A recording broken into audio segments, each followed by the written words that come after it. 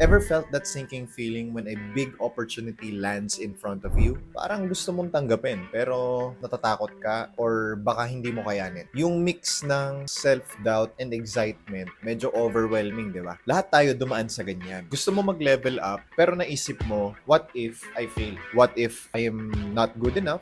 Alam mo, it's totally normal. Pero ang good news, yung confidence kasi nabibuild yan. Hindi mo kailangan maging perfect para mag-take ng leap.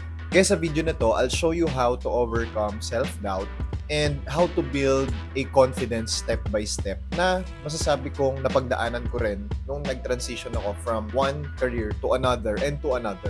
May mga practical tips din ako sa inyo na back ng science or ng psychology na pwede mong gamitin sa mga bagong challenges at opportunities na dadating sa'yo. Plus, sa dulo ng video, meron akong i-share sa inyo at sobrang effective na tip na siguradong makakatulong sa'yo. So, stick around.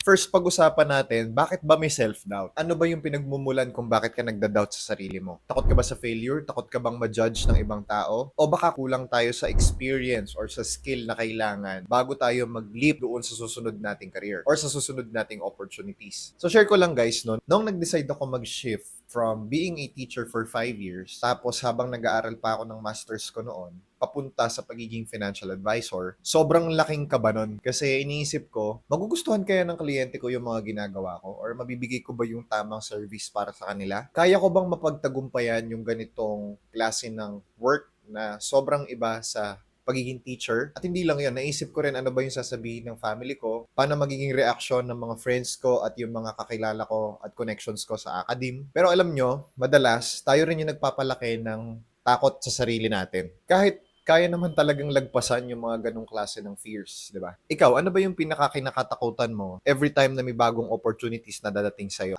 Paki-comment nyo sa baba. I'd love to hear your thoughts.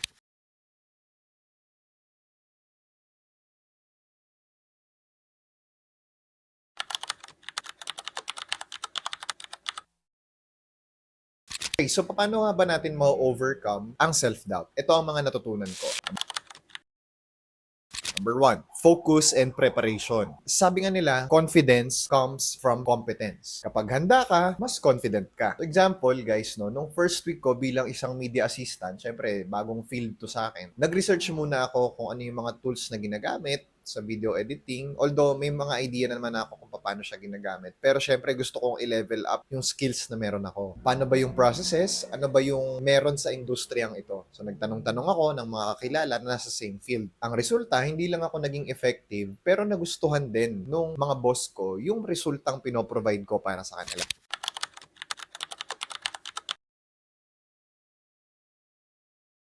Number two, start small and celebrate wins. If you are following my content since when I was a financial advisor, I always say you don't have to start big or ng perfect na. You need to start small, pero start now. Small wins kasi builds momentum. Na sobra, I'll be honest with you, nahirapan akong maintindihan yon nung nag-i-start pa lang. So I need to parang ma-experience muna na mag-fail bago ko lang ma-realize na importante pala talaga yung small wins. So balik tayo. So I started with basic video editing kasi yun lang naman yung alam ko before. Basic cuts and transition. And then every may nako-complete akong projects na pinapagawa ng boss ko at nagugustuhan nila, nabubus yung confidence ko na, okay, so ito yung gusto nila. Kailangan ko lang galingan at kailangan ko improve yung editing style ko. Number three, surround yourself with positive people. Guys, sobrang importante ng mga taong nakakasalamuha mo araw-araw. Mahalaga yung meron kang support system. Kung hindi nila sinusuportahan ang gusto mong gawin at ang mga pangarap mo, then kailangan mo magkaroon ng lakas ng loob na iwasan sila. Buti na lang, sobrang supportive na mga kaibigan na meron ako and sinasabi nila na, kaya mo yan. You've got this, ganyan. Minsan, yung mga positive remarks na yon na nanggagaling sa tao makes a huge difference para ituloy mo yung isang bagay.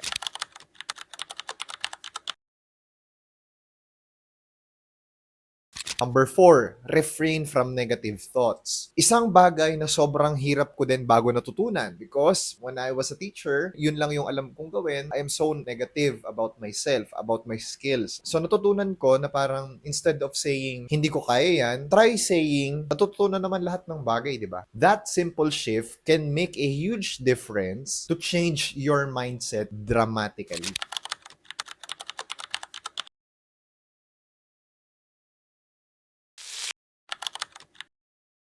Guys, take note. Visualization isn't just imagining things. It is a science-based strategy. According to a research published in Neuropsychology, when you visualize success, your brain activates the same neural pathway as when you are actually performing the task. Kumbaga parang mental rehearsal. So parang ganito siya gumagana. Visualization builds familiarity and reduces the fear of unknown. It's like training your brain to see success as something achievable and not intimidating. So ano ba yung mga kailangan mong gawin in order for you to visualize the success that you want in your life? When I say success, hindi ito ibig sabihin na mayaman ka na or whatever, marami ka ng pera. Hindi, no, hindi lang yun ang success na sinasabi ko. So you have to watch the video that I created last week. Ito siya, ipapop natin. Dito ba or dito? And panoorin nyo yun. Number 1, find a quiet space. Ito, pinapractice namin to lagi when I was a financial advisor. Hanap ka ng lugar kung saan makakapag-focus ka. Number 2, pwede mo siyang isulat or pwede mo siyang isipin. Ako, as someone na person na hindi masulat, iniisip ko lang siya. Set clear goals. And you should be specific. Instead of saying, gusto ko maging successful, say, gusto ko ma-promote within 6 months or gusto ko ma-promote within 1 year or I want to build good relationships with my friends, with these kinds of people. Or, gusto ko makuha yung first client ko. Number 3, close your eyes and imagine the scene. I-picture mo yung sarili mo na nasa moment ka na yun. And imaginein mo yung details. Anong nakikita mo, anong naririnig mo, anong feeling. Number 4,